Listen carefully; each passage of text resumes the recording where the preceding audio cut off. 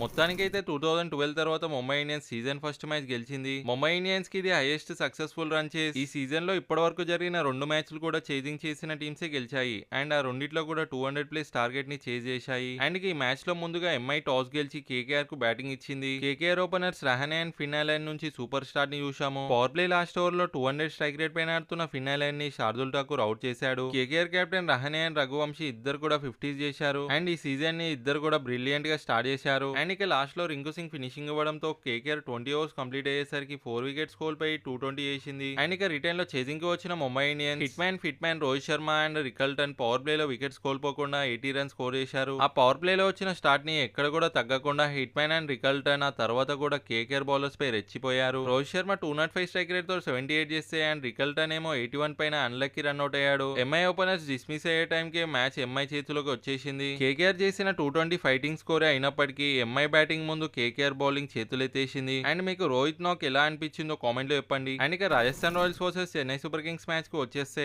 IPL హిస్టరీలోనే the biggest trade Sanju ఇంకా జడేజా మధ్య జరిగింది. ఈ మ్యాచ్ లో అందరి focus exciting youngster Vaibhav Suryavanshi పైన ఉంటుంది. లాస్ట్ సీజన్ లో తను ఆడిన 7 మ్యాచెస్ లో షాకింగ్ అండ్ సర్ప్రైజింగ్ నాక్స్ ని చూశాము. అండ్ మరోవైపు ఎంఎస్ ధోని ఇంజురీ వల్ల ఫస్ట్ 4-5 మ్యాచెస్ ఆడకపోవచ్చు అని తెలుస్తుంది. అండ్ ఇక ఈ match Rajasthan Royals second home ground అయిన గువాహటిలో ఆడుతున్నారు. ఇక్కడి వికెట్ మంచి బ్యాటింగ్ ఫ్రెండ్లీగా ఉంటుంది. ఫస్ట్ 3-4 ఓవర్స్ ఫాస్ట్ బౌలర్స్ కి హెల్ప్ దొరుకుతుంది. వీళ్ళిద్దరి మధ్య ఇప్పటి వరకు జరిగిన 31 మ్యాచెస్ లో 16 మ్యాచెస్ సిఎస్కే, 15 మ్యాచెస్ ఆర్ఆర్ గెలిచింది. అండ్ లాస్ట్ సీజన్ లో వీళ్ళ మధ్య జరిగిన 2 మ్యాచ్ల్లో కూడా రాజస్థాన్ రాయల్స్ గెలిచింది. ఇక సిఎస్కే ప్లేయింగ్ లెవెల్ కు వచ్చేస్తే ఓపెనర్స్ గా సంజు శాంసన్ అండ్ రుతురాజ్ గైక్వాడ్ ఓపెన్ చేస్తారు. నంబర్ 3 లో క్లీన్ హిటర్ యంగ్స్టర్ ఆయుష్ మాత్రే. నంబర్ 4 లో డెవల్ బ్రేవిస్ ఇంజూర్డ్ అయ్యాడు కాబట్టి ఆ ప్లేస్ లో మ్యాథ్యూ షాట్ ఆడతాడు. మిడిల్ ఓవర్స్ లో బిగిటింగ్ చేసే శుభం దుబే నంబర్ 5 లో. నంబర్ 6 లో ఉర్విల్ పటేల్ ఫినిషర్ గా లేదా ఫ్లోటర్ గా ఆడతాడు. నంబర్ 7 లో ఆల్రౌండర్ ప్రశాంత్ వీర్. నంబర్ 8 లో ఎంఎస్ ధోని ప్లేస్ లో fast bowling allrounder Jamie Overton ఆడే ఛాన్సెస్ కనిపిస్తున్నాయి. నంబర్ 9 లో Afghan spinner Noor Ahmad. Number 10 లో New Zealand fast bowler Matt Henry. And number 11 లో left arm pacer Khaleel Ahmed ఆడతాడు. అండ్ ఇక ఇంపాక్ట్ ప్లేయర్స్ గా అన్షుల్ కంబోజా అండ్ రామకృష్ణ ఘోష్ కనిపిస్తున్నారు. సిఎస్కే బ్యాటింగ్ లైనప్ బాగానే ఉన్నప్పటికీ బౌలింగ్ లో మాత్రం గన్ బౌలర్స్ కనిపించట్లేదు.